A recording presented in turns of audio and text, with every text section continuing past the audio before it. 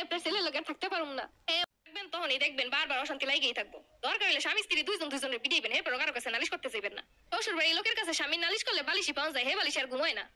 তুমি যে আমার গায়ে হাত তুললা, তোমার ফ্যামিলি আমি কমই কমো দেও গিয়ে তাতে আমার কি? তুমি আমার সাথে এরকম করবার, আমি চুপ করে সহ্য করে যাবো। আমি তোমার ফ্যামিলির কাছে এখনই ফোন দিব, আর কম আমি চলে যাবো, আমি এর লগে থাকবোই না। তুমি আমার সাথে এতগুলো দিন যা করছো আমি কিছু কই না, মুখ বুঝে সহ্য করে গেছি। আর না হে করিবার আমি কমই কমো। হ্যালো আম্মা, আমি আপনার ছেলের লগে থাকতে পারুম না। আমার গায়ে হাত তুলছে ছোট একটা বিষয় নিয়ে। কেন কি হইছে? গা তুলছে?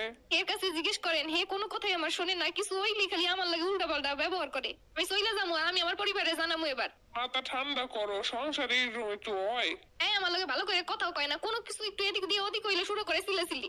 বেড়া মানুষ একটু চাকরি বাকরি করে বাইরে থাকে, মাথা তো একটু গরম থাই।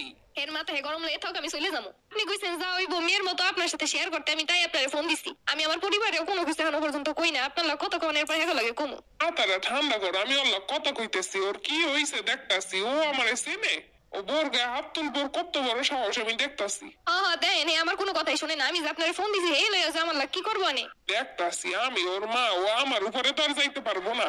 হ্যালো মা, কেমন আছো? আছি ভালো আছি। কমে ঘরে তুই?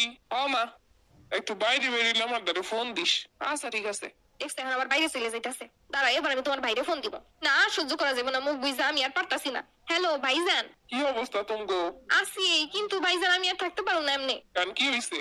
আপনার ভাই আমার গায়ে হাত তুলছে। কেন কি হইছে? গায়ে হাত তুলছে?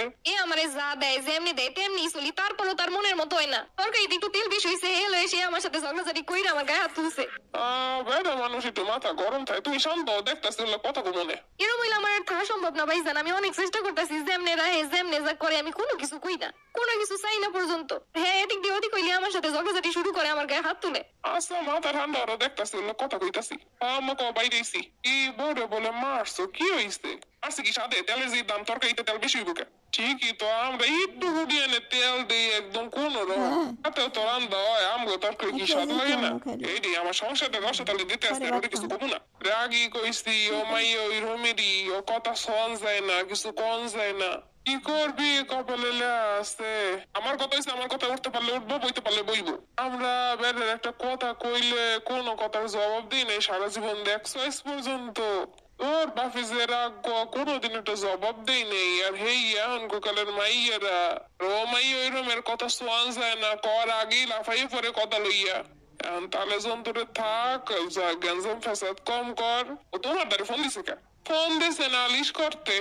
নালিশ খালি ওই করতে পারে। বাবা সংসার রসতলে দিতে আছে, কিছু কম যাইব না। অন্য বেটাকে পাইছে না, বিলের মতো থাকতে পারুন না। ভাই আবার ফোন দিল। হ্যালো ভাইজান, কেমন আছো? আসছি ভালো আসছি। তা গ্যাঞ্জাম ফ্যাসাদ করো কি লিগা? আরে কি গ্যাঞ্জাম ফ্যাসাদ করলাম? অশান্তিতে থাল যায়নি, কিছু কম যাইব না। কথা কইলি তর্ক করবো, দিছি একখান।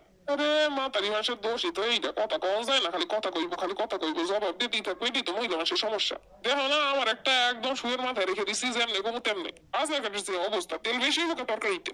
আমি রোজগার করি, আমি কষ্ট করি, আমি বুঝি না। হিসাব না করলে কি সংসার চলেনি? কি যে মহিলাকে কমু। আচ্ছা যাই হোক, গ্যাঞ্জাম ফেসাদ করিস না। আব্বা খাবি কিছু এখন দিমু? না মা, কিছু খাবো না, সকালে যা খাইছি এই এখন পেট ভরা। তারপরে কি অবস্থা? ওইবারে ফোন দিল, ঝগড়াঝাটি করো, পিটাপিটি করো, এখন কি ঠিক হয়েছে সব? আমার ফোলাটার কপালে যে জুটবো বুঝি নাই।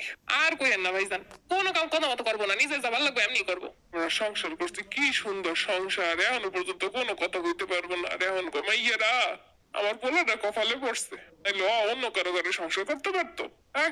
করিস না, একজনে কিছু কইলে আরেকজন একটু চুপ থাকবি। ও তার চেষ্টা করি, আকাম আমার পছন্দ না। পোলাটা শুকাই গেছে, হারে মুখটা কেমন হয়ে গেছে। খাওয়ান দাওয়ানো তো মনে হয় ঠিকঠাক খাইতে পারস না ঘরে। এরকম সংসারে অশান্তি থাকলে খাওয়ান যায়?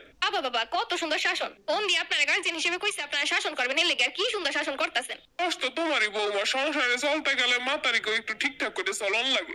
আমার সংসারে যাই দেন, আমি কেমনে চলি আর 10 জন কেমনে চলে। অনেক চেষ্টা করছি ভালোভাবে থাউনের। আমার লগে যদি কত কইতে ভালো না লাগে, আমার প্রতিটা কাজে কাজে যদি দোষ ধরে, তাহলে আমি চুপ কতক্ষণ থাকবো? আর একটা উত্তর দিলে সে আমার গায়ে হাত তুলতে হয়। দোষ আমার পোলাটারি। সংসারী মাইয়া দেখে আনমু, হ্যাঁ না আনছে একখান ও পাল পোড়া আম আর কি। দুইটা মানুষ থায় হাও মিলে মিশে থাকতে পারে না, আমরা কি হরমু? সব তো ঠান্ডা হয়ে গেছিল, বাড়ি দেওয়ানোর পর আবার আপনারাই তো শুরু করলেন। এই সাবধান, আমার ফ্যামিলির লোকের জন্য কোনো কথা শুনি না, খবর আছে আজকে কই দিলাম। দেখছেন ঝামেলা ঠিক হয়েছে আর উল্টা বাড়তাছে। ভাবেন স্বামীর ফ্যামিলির কাছে নালিশ দিলে স্বামী ঠিক হয়ে যাইবো, ভুলেও না আরো ঝামেলা দ্বিগুণ বাড়বো। প্রতিবার যতবার দেওয়া হইব, যতবার কথা হইব, ততবার ঝামেলা বাড়াইবে এরা। খোঁচা মাইরে মাইরে বাইর করবো যে কি হয়েছিল, কি হয়েছে, কি চলতেছে, কি করতেছে। 2 দিন পর পর এগুলো খোঁচা মাইরে বাইর করবো আর অশান্তি লাগাইবো। শাসন তো করবো না, উল্টা আপনার নামে যত বদনাম, যত রকমের আপনারে খারাপ বানানো যায় তত রকমের কাহিনী করবো। এর জন্য সংসারে যতই অশান্তি হোক নিজেকে ঘরের মধ্যে রাখবেন, 2 দিন পরে ঠিকই ঠিক হয়ে যাইবো। কিন্তু যখন